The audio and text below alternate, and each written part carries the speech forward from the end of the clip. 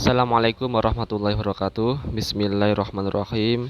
Alhamdulillahirrahmanirrahim.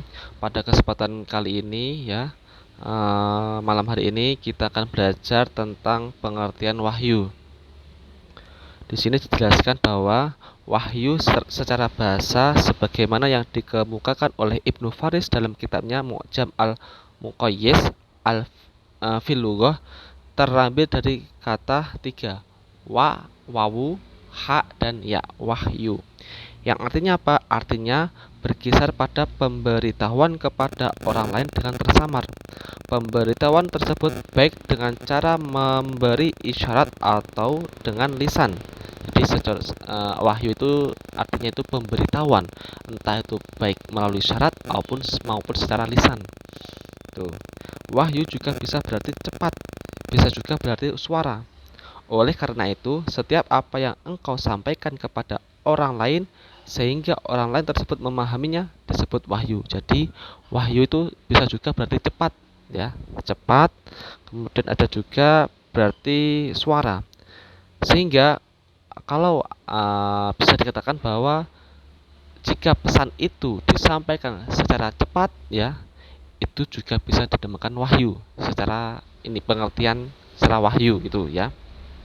Adapun pengertian wahyu secara istilah, tadi kan secara bahasa, sekarang secara istilah, menurut Muhammad Abduh yaitu idfanun yajiduhu syakhsu min nafsihi ma'al yaqini bi annahu min qibalillahi biwasitatin aw bighairi wasitatin wal awalu bi sautin yatamatsalu li sam'ihi aw bighairi sautin.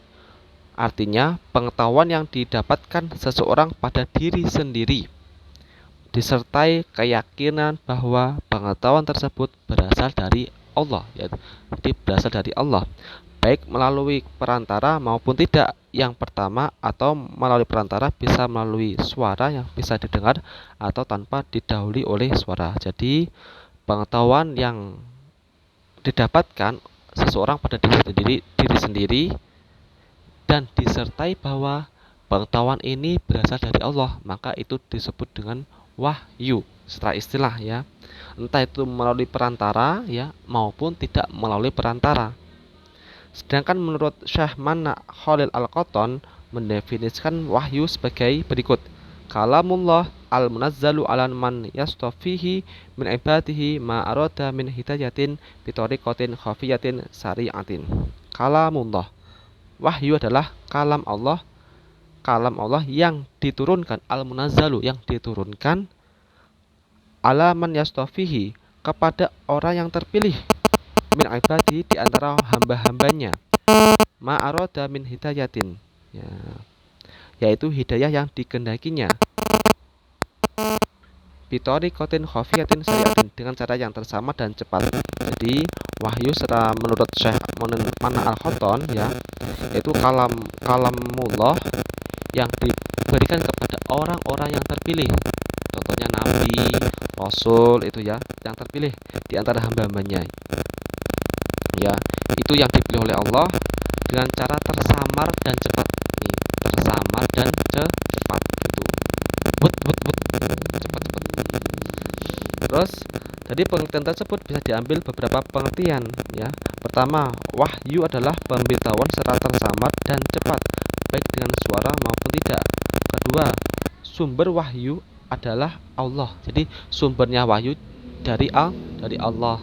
Itu bukan dari setan atau jin ataupun iblis, ya, tapi dari Allah sumbernya. Ketiga, objek wahyu adalah orang yang dipilih oleh Allah untuk menerima wahyu tersebut. Jadi objeknya yang menerima wahyu adalah pilihannya Allah, jadi nabi, rasul itu. Mereka para nabi, para rasul. Oleh karena itu, wahyu adalah ciri yang paling khusus dari seorang yang menjadi nabi. Jadi kok ada nabi, dia menerima wahyu, berarti dia termasuk nabi. Kok ada yang mengaku nabi tapi dia tidak menerima wahyu, maka bukan nabi. Oleh karena itu, wahyu adalah ciri khusus, ya, ciri-ciri khusus seorang nabi itu adalah menerima wahyu, ada wahyunya. Untuk mengetahui apakah seorang itu nabi atau bukan, bisa diketahui melalui perilakunya yang luhur yang sesuai dengan uh, misi dakwah kepada umatnya. Jadi bisa dikatakan bahwa orang yang tersebut nabi atau bukan bisa dilihat dari perilakunya. Dia itu luhur, ya, perilakunya luhur apa tidak, sesuai dengan misi dakwahnya apa tidak. Kalau dia misi dakwahnya itu mengajak kesesatan, ya itu bukan nabi itu ya.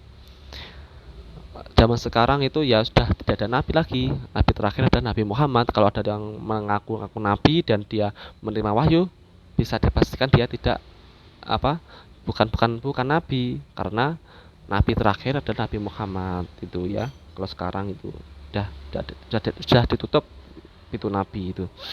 Keempat, penyampaian wahyu tersebut baik secara langsung oleh Allah sebagaimana wahyu kepada Nabi Musa, maupun tidak langsung, yaitu melalui salah satu malaikatnya, apakah malaikat Jibril atau lainnya. Jadi penyampaian wahyu itu bisa secara langsung, artinya Allah kepada hambanya. Bisa juga seperti itu tanpa melalui perantara. Contohnya saja Nabi Musa itu seperti itu, langsung sama Allah komunikasi. Sedangkan kalau yang lain ya, kayak Nabi Muhammad itu ada juga melalui perantara. Contohnya apa? Nabi Muhammad ketika menerima wahyu ya melalui perantara malaikat Jibril. Nah, malaikat Jibril itu adalah malaikat yang bertugas untuk menyampaikan wahyu seperti itu. Jadi intinya wahyu adalah sesuatu pesan yang subjeknya yang dari Allah kepada hambanya yang dipilih itu ya, secara samar cepat, itu yang dinamakan dengan wahyu. Mungkin itu saja dari saya, kurang lebihnya mohon maaf. Wassalamualaikum warahmatullahi wabarakatuh.